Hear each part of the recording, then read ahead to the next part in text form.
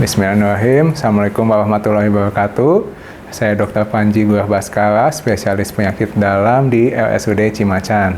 Pada kesempatan kali ini saya akan menjelaskan sedikit tentang berpuasa di bulan Ramadan bagi penderita diabetes. Sebenarnya pada intinya berpuasa pada penderita diabetes dibolehkan untuk penderita diabetes, akan tetapi kita harus lihat dulu kondisi-kondisi mana yang diperbolehkan untuk tetap berpuasa bagi para penderita diabetes. Ada penilaian dari Pak Kenny untuk penderita diabetes kita bagi menjadi resiko ringan, resiko sedang, dan resiko berat. Resiko ringan ini diperbolehkan untuk berpuasa, resiko sedang boleh berpuasa tapi dengan pemantauan, dan yang untuk resiko tinggi tidak disarankan untuk berpuasa. Resiko tinggi itu contohnya pada kasus-kasus diabetes tipe 1 atau pasien yang diabetesnya sudah lebih dari 10 tahun, kemudian juga menggunakan insulin atau suntikan yang banyak dengan gula darah yang belum terkendali, atau ada riwayat hipoglikemi atau gula darah yang tinggi juga dan belum terkendali. Nah, itu juga tidak disarankan untuk berpuasa. Juga untuk penderita diabetes yang mempunyai faktor resiko atau penyakit penyerta yang lain seperti penyakit jantung, penyakit ginjal, diabetes pada kehamilan, atau stroke, itu juga disarankan untuk tidak berpuasa karena takutnya dengan berpuasa akan meningkatkan resiko penyakit-penyakit lain tersebut. Kemudian untuk pasien yang berpuasa, kami sarankan untuk memilih makanan yang dimakan untuk sahur dan berbuka. Contohnya untuk sahur, kami sarankan untuk memilih makanan dengan karbohidrat kompleks. Contohnya karbohidrat kompleks ini nasi merah atau gandum, atau nasi putih pun boleh. Roti pipih atau kalau misalnya tidak suka nasi, itu bisa menjadi salah satu pilihan karbohidrat kompleks. Kenapa karbohidrat kompleks? Supaya gula darahnya tidak terlalu banyak berubah di dalam pembuluh darah. Kemudian juga disarankan untuk hidrasi yang cukup. Jadi minum cukup dengan minimal 8 gelas air, baik pada saat berbuka ataupun pada saat sahur.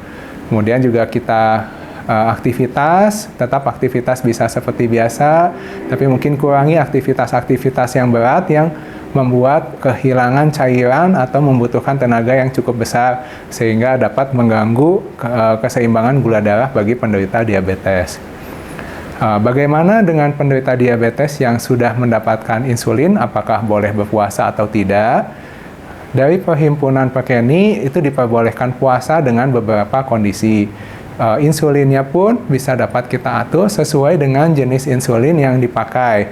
Karena seperti kita tahu, insulin ada berbagai macam jenis, baik itu insulin yang long acting ataupun yang insulin yang kerja cepat atau kombinasi keduanya. Untuk insulin yang kerja panjang yang biasanya disuntikan hanya 1 kali sehari, biasanya disuntikan saat malam, sekarang bisa kita geser di saat berbuka.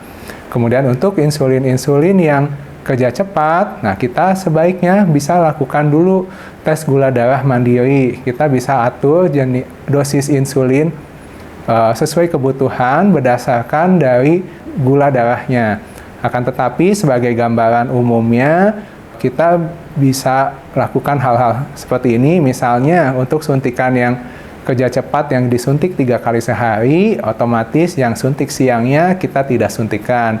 Kemudian untuk mencegah resiko terjadinya hipoglikemi pada siang hari, sebaiknya insulin yang dipakai pada saat sahur kita turunkan dosisnya 30-50%.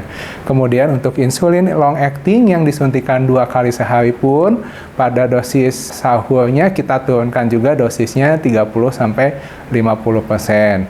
Kemudian untuk dosis insulin yang premix atau insulin kombinasi, itu juga sama, kita sebaiknya juga turunkan dosis.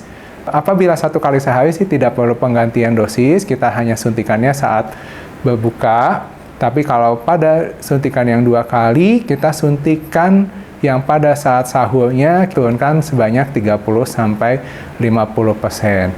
Yang paling penting pada penderita diabetes saat berpuasa adalah mengenali tanda-tanda hiperglikemi atau gula darah yang tinggi dan hipoglikemi, gula darahnya sangat rendah.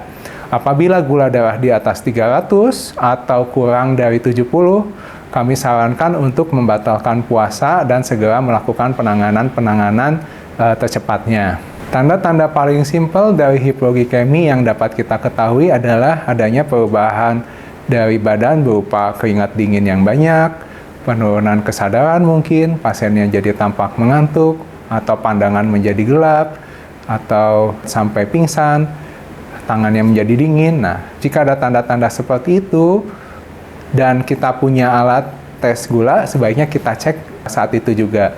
Tapi kalau tidak punya, kita yang preventif, kita pencegahannya dengan cara meminum air gula. Tentu di sini adalah gula pasir, bukan gula pengganti, karena tujuannya untuk menaikkan gula darah dengan cepat.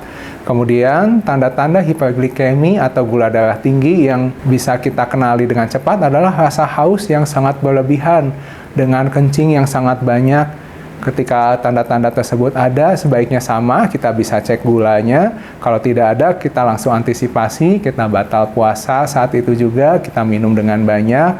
Dan kalau bisa, kita segera periksakan ke dokter terdekat untuk memeriksa gula darah tersebut. Mungkin demikian penjelasan dari saya. Nanti untuk lebih detailnya, Bapak Ibu atau penderita diabetes lainnya yang ingin berpuasa, kami sarankan untuk konsultasi dahulu dengan dokter penyakit dalam atau dokter ahli endokrin untuk kejelasan selama berpuasa nantinya. Ya, semoga puasanya lancar, amalnya diterima, ibadahnya lancar, dan tidak mengganggu kesehatan kita, terutama untuk para penderita diabetes. Demikian penjelasan dari saya, semoga bermanfaat. Assalamualaikum warahmatullahi wabarakatuh.